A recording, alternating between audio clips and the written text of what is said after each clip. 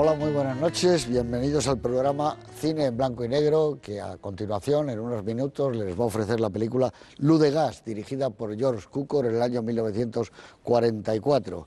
Estamos sin duda ante uno de los grandes maestros incontestables de la historia del cine y que además ha tenido una carrera muy larga, porque hasta nada, en el año 1982 hizo Ricas y Famosas, después de haber sido el hombre que trató maravillosamente a Greta Garbo y a Katharine Hepburn, y en fin, uno de los grandes directores, dicen de mujeres, yo creo que de mujeres y de hombres. Esta película, bueno, y no olvidemos que entre su trayectoria tiene una de las obras maestras de la comedia, sin ningún género de dudas, aparte de Historia de Filadelfia. Tiene una película que se llamaba, en el título original, Holiday, Vivir para gozar. A mí me parece que es una de las más grandes comedias que se han hecho nunca. Y también tiene un musical extraordinario, Nace una estrella, ha nacido una estrella, un musical dramático con Judy Garland, que es una maravilla, y que últimamente, cuando ya estaba en los finales de su carrera, nada menos que con My Fair Lady, fue premiado por la Academia, que se lo merecía desde hacía tiempo, con una cantidad enorme de Oscars para la película. Esta que vamos a ver hoy, Luz de Gas, es una de sus obras más famosas. Es uno de los mejores melodramas que ha hecho Hollywood a lo largo de toda su trayectoria. Y además le va muy bien a Cukor, porque Cukor, más que un narrador clásico, un hombre de cine clásico a la americana, como entendemos los maestros americanos, es un hombre que empieza y termina en los intérpretes. Su trabajo y su puesta en escena está siempre en función de los intérpretes, de lo que ocurre dentro de los planos que él selecciona maravillosamente. Aquí además mueve la cámara con una elegancia fantástica. Bueno, y en esta película está Ingrid Bergman, que ganó el Oscar porque tiene una actuación fantástica, está Joseph Cotten, Charles Boyer, debuta Angela Lansbury, que era una chica que estaba trabajando en unos grandes almacenes, empaquetadora, tenía 16 o 17 años, nunca se sabía con certeza, y entonces se presentó a una prueba y la vio Cukor y dijo, bueno, es impresionante esta chica. ¿Cómo que sí es impresionante? Una de las grandes estrellas del cine americano. Aquí la van a ver en su debut con 16 o 17 años, no se aclara, pero hace ya una creadita maravillosa que echa una mirada a Charles Boyer cuando dice, yo no quiero dormir sola, que realmente demuestra lo que es el inicio de una carrera para el estrellato. La película es un melodrama victoriano, con un decorado, yo creo que asombroso, un atrezo realmente fuera de serie y que creo que mantiene en vilo al espectador. Pero bueno, aquí vamos a hablar luego de ella, pero antes nos va a decir Juan Antonio Porto, muy buenas noches. Buenas noches. Que la viste en el cine kiosco de La Coruña, si no recuerdo mal. En la ópera, en la parte de abajo, que empezaba un cuarto de hora antes, porque luego pasaban el rollo. Claro, la bobina iba al otro lado. Bueno, dime algo de la película. Bueno, me parece una obra maestra, un melodrama efectivamente victoriano, gótico, a pesar de que llamarle gótico y algo es desprestigiarlo un poco, porque gótico es hasta la utilería callejera del Halloween, ¿no? Entonces, bueno, pero me parece basada en una obra que conozco y que es un mecanismo de relojería, es decir, que bien Hamilton lleva el libro del debe y el haber, cómo paga todo aquello que provoca al espectador, le provoca una curiosidad y digamos, las satisface todas. Yo me he tomado, digamos, el trabajo de ir apuntando las deudas para conmigo y me las satisfizo todas, ¿no? Me parece una obra maestra con una interpretación soberbia, incluido Charles Boyer, que nunca me pareció un gran actor, pero que aquí está verdaderamente odioso, ¿no? Es el hombre al que a uno le gustaría matar, ¿no? No se puede ser más cruel y más despiadado con esta especie de ángel que al final, digamos, tiene una secuencia que es del propio Cukor, que no está ni en el original ni está en el guión, que es verla convertida en una némesis sanguinaria que se hace la loca para vengarse, ¿no? Me parece un final extraordinario. Bueno, muy bien, no adelantemos el final. Luis Herrero, muy buenas noches. Muy buenas noches, don José Luis. Bueno, cuéntame, ¿qué te ha parecido? Tú ya lo habías visto. Pues sí, es Luz de Gas, sí. aunque luego yo no sé si hay un lío con Luz que agoniza y Luz de Gas, pero... Yo la recuerdo haber visto como Luz de Gas, lo que pasa es que, bueno, luego hablaremos de eso. Claro, si fue una frase muy típica. Cuando querías engañar a alguien, dices, oye, me estás haciendo luz de gas. Me estás haciendo luz de gas, eso está más claro que el agua. Vamos a ver un peliculón, una película estupenda. Bueno, por sembrar un poco de discordia diré que a mí no me parece una obra maestra, creo que tiene algunos fallos que no le permiten llegar hasta lo más alto del podium. Sin embargo, es estimabilísima película, una formidable película, una interpretación prodigiosa y lo único que quiero destacar ahora para excitar la curiosidad del telespectador, una prodigiosa investigación sobre el misterio del amor y del mal. Es decir, ¿por qué se enamora Paula de Gregory y a dónde le lleva ese amor extraño? ¿Y por qué es posible o cómo es posible que haya un mal tan sin contrastes en el pérfido Charles Boyer, en el pérfido Gregory, ¿no? Por lo tanto, es una película que investiga pasiones humanas, es una investigación en la condición del ser humano formidable, ¿no? Muy bien.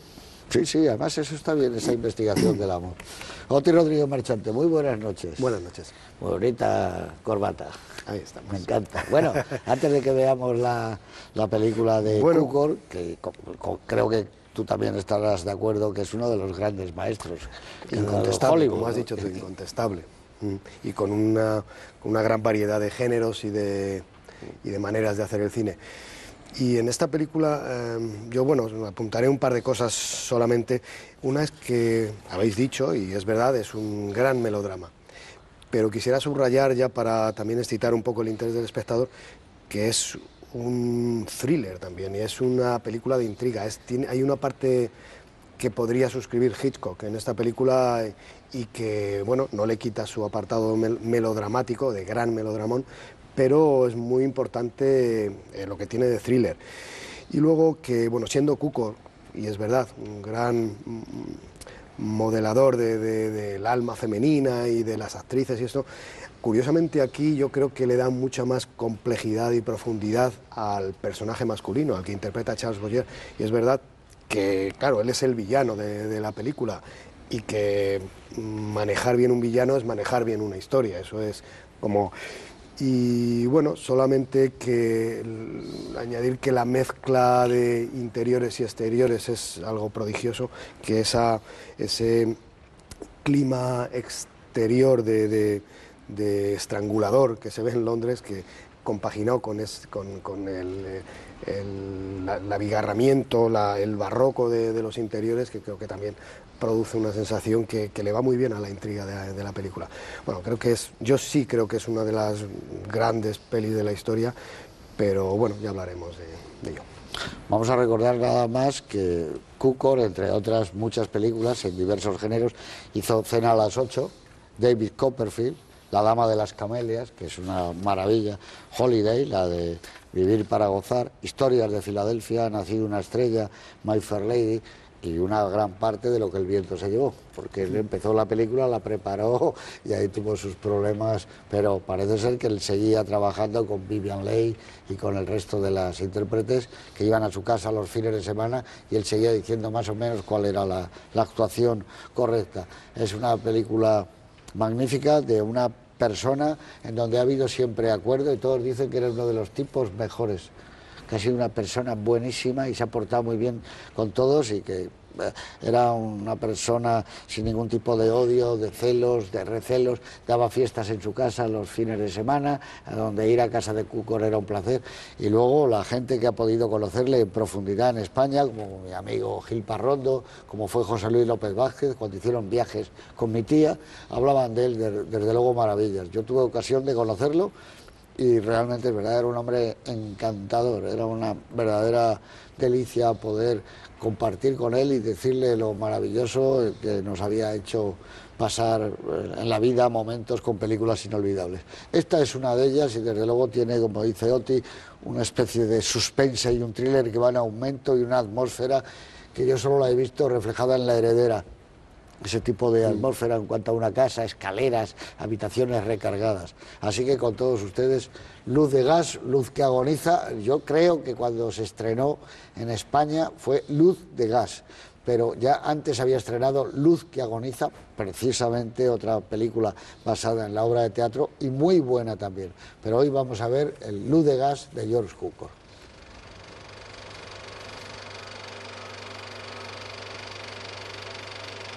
Aquí estamos, de regreso de esta plaza, de ese decorado estupendo y desde luego de esos interiores magníficos. Hay aquí algunas fotos que luego veremos, que parece que es muy sencillo, no da la impresión del circo que hay detrás de la cámara, cómo está construida esa escalera solo con una parte por donde están bajando los intérpretes. Es una maravilla, es de los que mejores han movido las escaleras, porque en lo que el viento se llevó en la parte que él rodó hay momentos extraordinarios de Cukor. La película es del año 1944, yo calculo que se estrenó. ¿Cuándo la verías tú en el kiosco? ¿El 49, 50? Sí, 49, 50. Por ahí se estrenó. Cuando se estrenó, más o menos en el mundo, pues pasaban cosas terribles porque estábamos en guerra, naturalmente. Estaba en guerra la Segunda Guerra Mundial. Es el inicio, entre otras cosas, de una operación que se llamó el Big Week, el bombardeo masivo de los americanos a las fábricas de armamento que había en Alemania. También se elabora en España un plan para la vivienda y terminar con el déficit de lugares, de viviendas que estaban ya cercanas o inmersas en el chabolismo, ¿no? El Consejo de Ministros aprueba un decreto del Ministerio de Gobernación por el cual se crea el Documento Nacional de Identidad. O sea, que fíjate tú, desde 66 años lleva lo del DNI, sin el cual no es que no te daban nada, es que no se podía mover uno. Por primera vez se utiliza en España, además, una dosis de penicilina, que llega a España enviada por el gobierno de Brasil para tratar de una grave infección a una niña. Luego, como sabéis, la penicilina realmente donde se asentaba era en Chicote, que era uno de los lugares donde iba la gente a trapichear con ella allí, ¿no? Y bueno, y luego también vino Fleming, que fue una de las personas más bien recibidas, yo creo, en España, más incluso que Jorge Negrete. Sí, lo de Fleming fue increíble, incluso en Gijón le hicieron una estatua. Pero como somos también los españoles así, se le criticó y se hablaba en voz baja que si había venido con una amiga, se decía, que la secretaria era como su amiga o su amante, esas cosas que no se podían olvidar. Pero luego para los toreros, sobre todo, la penicilina fue fantástica, ¿no? El Papa solicita que todas las tropas que respeten en Roma, y que no bombardeen Roma y sobre todo, naturalmente, el Vaticano. Se estrena en Nueva York El amor brujo de Manuel de Falla. En la India, el Mahatma Gandhi sale de la cárcel. Se inaugura en Madrid la prisión provincial de Carabanchel. El Atlético de Bilbao se proclama campeón de Copa, entonces se llamaba del Generalísimo. Bueno, el Atlético de Bilbao, yo no sé, pero habría que mirarlo, pero Gainza yo creo que es el hombre más cercano que ha estado con Franco. Le daba la mano todos los años y le daba la copa y parece ser que incluso Franco le decía, otra vez, Piru, otra vez. Bueno, pues ganó al Valencia ese año 2-0. Ganó 2-0 en Barcelona, ganó al Valencia la final de la Copa. Entonces se jugaba en Barcelona, es curioso, ¿no? Y fallece el dramaturgo español Joaquín Álvarez Quintero. Se produce la noticia del año, claro, el desembarco en Normandía por parte de las fuerzas aliadas en una operación llevada a cabo por 6.897 navíos y 16.400 bombarderos y cazas, con un total de 86 divisiones, casi tanto como utilizó Spielberg para hacer El soldado Ryan, ¿no? Que es donde lo reproduce. Fíjate, ahí estaban, entre otros, John Ford filmando lo del desembarco. Fíjate lo que había allí, ¿no? Es tremendo. En ciclismo, Julián Berrendero renueva su título de campeón de España. La Pulga de Torrelavega. También lo tenías en las chapas, ¿no? Claro, claro. En el atletismo, el sueco Günther Haeck bate el récord mundial de 1.500 metros, 3 minutos 45 segundos. Fíjate, luego ya, pero tuvo que pasar mucho tiempo para que España bajara de los 3.40, ¿no? Sale el diario Le Monde por primera vez en el año 44, tira 140.000 ejemplares. Ya es tirar, ¿eh? Para un periódico de salida. Y se inaugura el Museo de América Madrid,